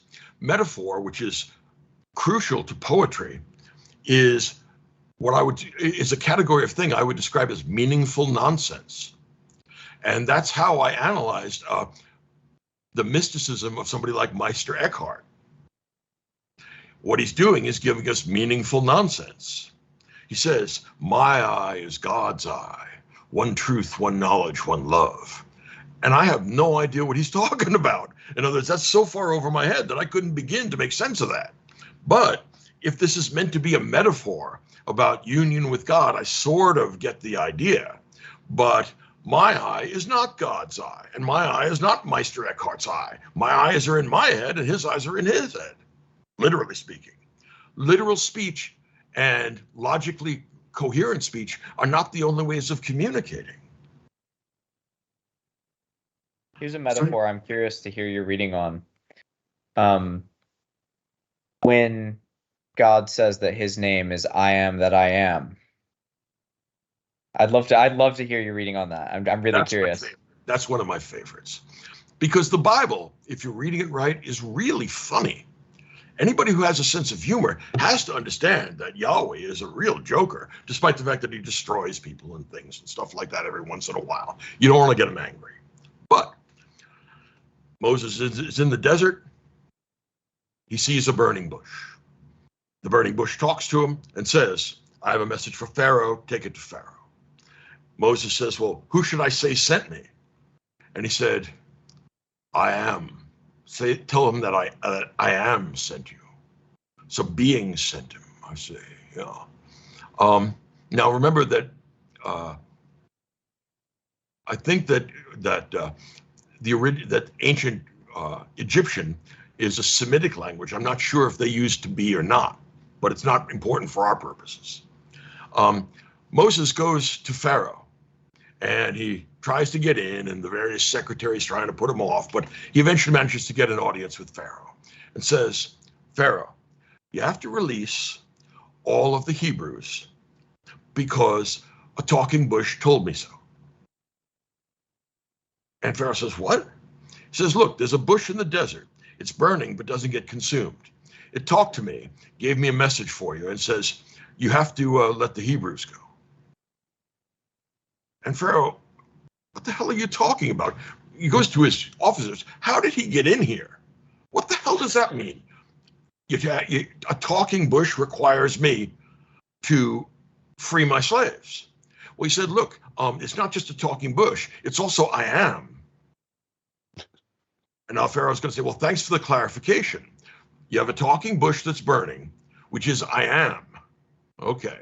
Well, whatever sense that makes, all right, it's not literal logical sense. If you want to say that it's being, well, then we're back to being suffusing the whole universe. And it's going to turn out that Yahweh is suffusing the whole universe. And what you're going to end up with, I think, if you think about it rationally and try to cram it into a system, I think you're going to end up with Spinoza's ethics, right? Which is devoted to God and what he is. And it turns out he's a pantheist. Everything is God. But if everything is God, you can't distinguish him from anything else. So that means that this table is God, and this conversation is God, and the hairs on my beard are God, and James's hat is God, and everything is God. Okay, well, that's completely uninformative because everything is everything, and I don't know what you're adding to that when you tell me that everything is God. That's like saying, get ready. Not only is everything God, everything is being. Oh, yeah. Well, that's a real breakthrough, isn't it? So my point is that I don't think that he's being told anything. How about this idea? And this is one of my weird, funny thoughts, but what if no predicates apply to God? Because every predicate is a limitation. If something is green, it's not red. If something is big, it's not small. If something is far away, it's not close. Well, what that would mean, since it's everything, no predicate applies to God because the opposite is the negation is also going to be God. William S. Burroughs said something like that once. Well, I mean, I think that something along those lines is probably true, right? Remember when I said that theology is like pointing a flashlight at the sun so you can see it better? Don't you end up with the tautology there, though? You don't learn anything if no predicates are ascribed to God. Well, right. Well, maybe. I think this is what is so powerful about Jesus. Yeah. Okay. That all of a sudden you have a God who I think there's fair dues to say. I mean, this is again like, are you going to sit here and tell God, no, God, this is what you actually are? But at the same time, you also have Jesus, who is a human being, who, I think the amount of actual historical knowledge we know about him is very limited, but there are still some predicates we could assign to him should we want to. That's a very good. Think about it this way. It took many thousands of years to glue the various polytheistic spooks and spirits and goblins and things that go bump in the night into monotheism. It was first done not by Yahweh, but by Akhenaten, right, the Egyptian pharaoh. And it was also done separately in Persia by Zoroaster. And then Christianity and Judaism, Christianity, and Islam all picked up that monotheistic idea. But one of the strange things about Christianity is that after people engage in these incredibly complicated intellectual labors to try and get a unified God, they break them into three pieces. Why? Well, because once you've unified him into anything, and now you can't talk or think about him anymore.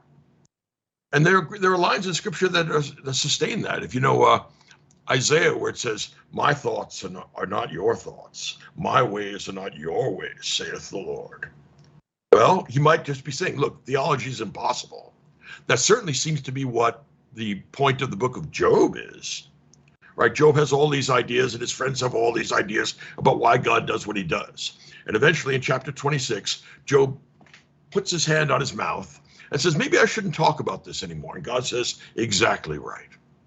That's why I killed your family, just to make that point. I love Job. It's one of my favorite I don't know. books. How did that get put in the Bible? I mean, they must have smuggled that thing in. It's the most anti-theological book ever written. It says theology is completely impossible. Shut up, worm. Right? I God think there's a right. paradox You're not. inherent in that, though. I mean, this has been my experience, is that, to me, that's humbling. Because at the same time, you also have Jacob wrestling with God. Well, with an angel, God's proxy. And you have the woman who, the Gentile woman who argues with Jesus. And Jesus says, it's not right for the dogs to eat the crumbs off the table. And she says, well, or not to eat the bread from the children. And she says, well, the dogs still eat the crumbs off the table. And Jesus rewards her for her wit. Okay. So there's kind of a tension there, I think, in Scripture, where you see God wants us to wrestle with, try to approach him, but in trying to approach him, we realize it's impossible, and we have to completely humble ourselves. And it's only then where things that sort of defy words, and I can't really explain it, start to become clearer. Okay. It's interesting. You might ask yourself what things do when they defy words. But let's bracket that for a moment. The reason why Christianity, after all these labors to create monotheism, decided that they're going to break the one God up is because there wasn't anything to think or say about that one God, except that he's inscrutable and is what he is. That's why Revelation is so important. Okay. Breaking God up into three parts allows you to have one that's human, because remember, Yahweh doesn't die on the cross. He doesn't feel pain. He gets angry once in a while, which is kind of primitive, but we can relate to and talk about Jesus much easier than we could talk about the burning bush that informs us thoughtfully that I am, which is no information at all. And a burning bush doesn't help. And the fact that the bush talks isn't help.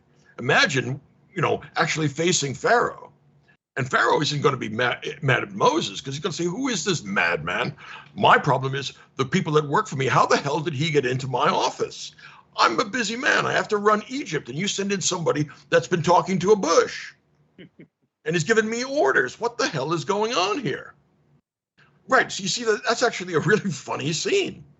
Right. OK. And then we have the Holy Spirit. That's the God of the philosophers. That's the thing that shows up at Pentecost as a little fire over the disciples' heads. And this infusion of the Holy Spirit allows them to speak every language. In other words, they speak their own language, but everybody understands it, perfectly translated into their own language. Okay, and we can perhaps ask the Holy Spirit about being. Maybe he'll have something to say about it. I don't know. But this amounts to the inversion of what we had with Yahweh in the Tower of Babel. The Tower of Babel, Yahweh makes all the languages in the world different, so people can't communicate to each other. Pentecost, with the advent of the Holy Spirit, reunifies all those languages so that everybody can talk to everyone else, because this new language that's been introduced by Jesus shows that there is a moral substrate below any linguistic description, which is universal for everybody. That's the point of the Good Samaritan.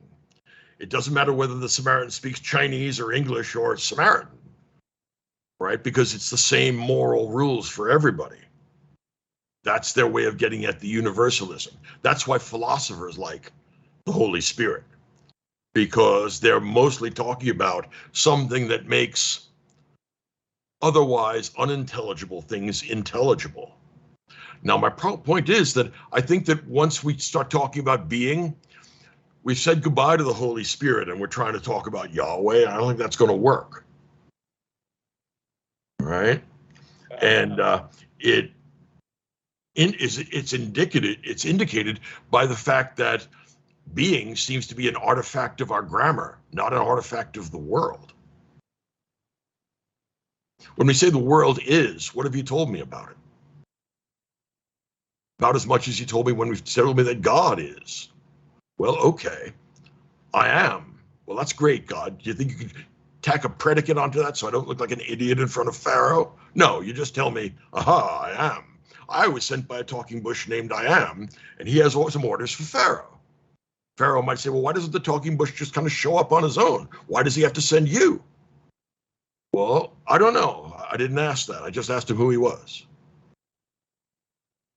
Okay. So, yeah, the Bible makes me, I mean, again, it's supposed to reinforce faith. It just makes me wonder what the hell is going on. Right? Or not always, but sometimes. It does both for me. It simultaneously, like I kind of read it almost like simultaneously makes me laugh, but is also serious, if that makes any sense. Oh no, great playfulness and great seriousness are not incompatible. Think of Socrates. He's jerking everybody's chain, and he's laughing up his sleeve at all the idiots that surround him, but he's nothing but serious. That's the funny thing about it, his dying scene. Everybody else is crying, and he starts to laugh. He says, you nitwits are afraid that I'm leaving, but I've been around talking to you for 70 years, and nobody listens to me. Now you decided to start crying? Here's a thought. Why don't you cry for your own self and the life you've chosen to lead? That's pitiful. My life isn't pitiful. You don't need to cry for me. Cry for yourself. But of course, you find my death worrisome. Doesn't worry me at all. Where is that hemlock? Right? I mean, I'll take it before the sun goes down. You're afraid for me. I don't need you to be afraid for me. I need you to be afraid for you. Again, he's funny and he's serious at the same time. So is Jesus. What is the kingdom of God? A mustard seed. Oh, yeah. Yeah, right. A mustard seed. What is the kingdom of God? It's a wedding where the people invited didn't come. So he invited other people. What? How does that connect to it being a mustard seed? Who the hell knows what's going on? I don't. Jesus seems to. Let's assume that he does, but what he means is not at all clear. I think this is very much similar to the Buddhist notion of the koan, if you've heard about that. Yeah. One of the koans is a master is asked, what is the ultimate nature of Buddhahood? And he says, 3 pounds of flax. And what he's referring to is his robe, which weighs 3 pounds and is made of flax. So I think when he says it's a mustard seed, it's shift your focus away from language and to experience. And here is the kingdom of God. Or the kingdom of God is beyond experience. So he's gesturing at something that isn't in the usual sense. I'm talking about being here. The kingdom of God is, but it's not is. It doesn't exist or it doesn't be in the way the tables and chairs do. Okay, Jesus, so what sense does it exist? Have I told you about the mustard seed? Or the seed that gets planted and some of it grows and some of it doesn't? Look, will you just give me an answer? And Jesus says, no, I don't work that way. You figure it out. That's your problem. All right, I'm failing now. I'm an old, tired goat. So I'm going to let you go for now. But this is interesting stuff that you can play around in your mind and bounce this off the various walls of your mental activity. And hopefully you'll be able to find a way out of the labyrinth of your own mind. All right, I'll see you all next week. I think we're doing Hobbes, which is Thank you so much. My pleasure. I really enjoyed that conversation. God bless. Thank you. Thank you so much. Thank you. God bless. God bless. Stay safe.